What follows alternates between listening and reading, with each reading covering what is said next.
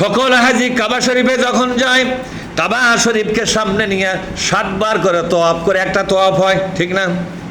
একটা তওয়াফ কমপ্লিট করতে কয়বার তওয়াফ ঘোরার আগে?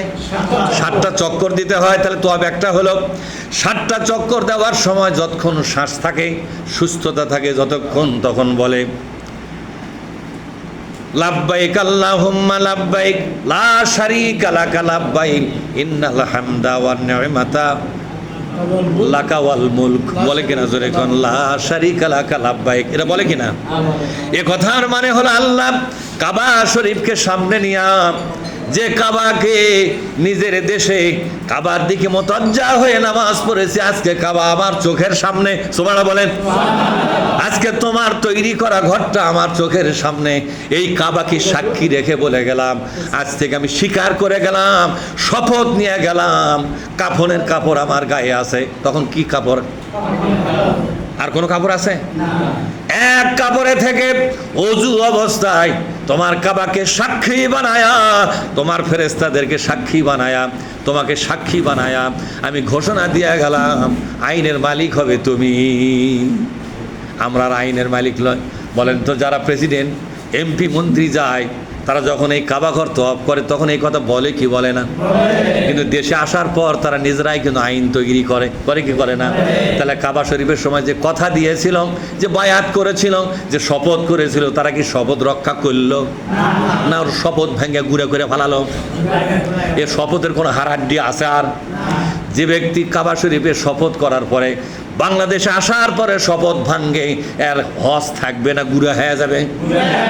শপথ যেমন গুঁড়া করেছে নিজের হাতে, ওই নিজের হজটা নিজের হাতেই গুঁড়া করে ফেলালো। আমি ভুল বললাম নাকি? কথাগুলো খারাপ লাগতেছে আপনাদের? এরপর আল্লাহ তাআলা বলছেন, বান্দা তুমি যখন শপথ করেছো আইনের মালিক হবে আল্লাহ, এখন তুমি দুনিয়াতে আসছো, নিজের দেশে আসছো, তোমাকে মৃত্যু না দিয়ে আবার ফেরত দেওয়া হলো। এখন প্রমাণ করো আইনের মালিকটা এখন কে? বলেন তো, বাংলাদেশে আইনের মালিক আল্লাহ আছে না এরা নিজেরাই দখল করে ফেলাছে? আল্লাহকে আইনের মালিক বানাবার দায়িত্ব আমাদের। এই দায়িত্ব পালন করা ফরজ না নফল? এ দায়িত্ব পালন করা আমাদের ফরজ না নফল? ফরজ। আল্লাহর আইনটা আছে কোন কিতাবে? আর ওরা যে কিতাব লিখছে সেটাও একটা কিতাব, ঠিক না বে ঠিক? আল্লাহর নাজিল করা কিতাব আছে মসজিদের মধ্যে, আল্লাহর নাজিল করা কিতাব আছে মাদ্রাসার মধ্যে, আল্লাহর নাজিল করা কিতাব আছে মানুষের ঘরে ঘরে শিকার উপর তোলা, কথা ঠিক না? আর সগিনা জরিনা সলিমদ্দি কলিমদ্দি যে কিতাব লিখেছে, ওই কিতাবগুলো সম্মান আর মর্যাদা নিয়ে শক্তিশালী হইয়া, আপনার শক্তিশালী হইয়া জাতীয় সংসদে বসে বসে ওই কিতাবের দ্বারা গোটা জাতি শাসন হচ্ছে। বলেন তো, আপনি ঈমান এনেছেন কোন কিতাবের ওপরে? কিন্তু ওখানে কায়েম হয়ে আছে কোন কিতাব? তাহলে মানুষের বানানো কিতাবটা ফেলে দেওয়া ফরজ না নফল? ওই জায়গায় আল্লাহর কিতাবকে প্রতিষ্ঠিত করার আন্দোলন করা ফরজ না নফল? এ ফরজ কি ইহকালে না পরকালে হবে? জোরে বলো। এই ফরজটা কি ইহকালে হবে না পরকালে হবে?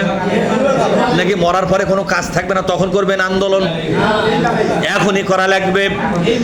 যুগে যুগে ফেরাউনের কিতাব যখন কায়েম ছিল, এই কিতাবকে বিদায় করে দিয়া হযরতে মুসা আলাইহিস সালাম তিনি তাওরাতের কিতাব কায়েমের আন্দোলন করেছিলেন কিনা?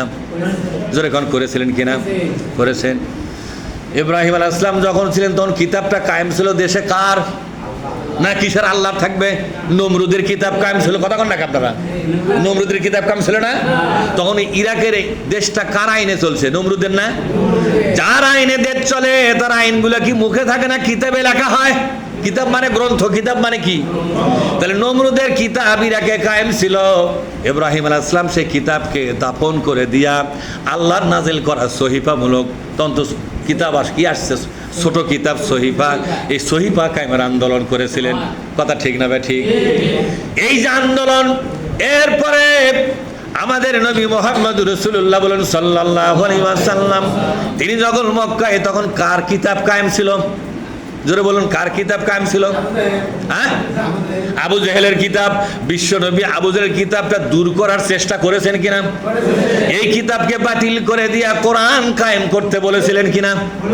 বলেছেন। এই আন্দোলন তিনি মৃত্যু পর্যন্ত করেছেন।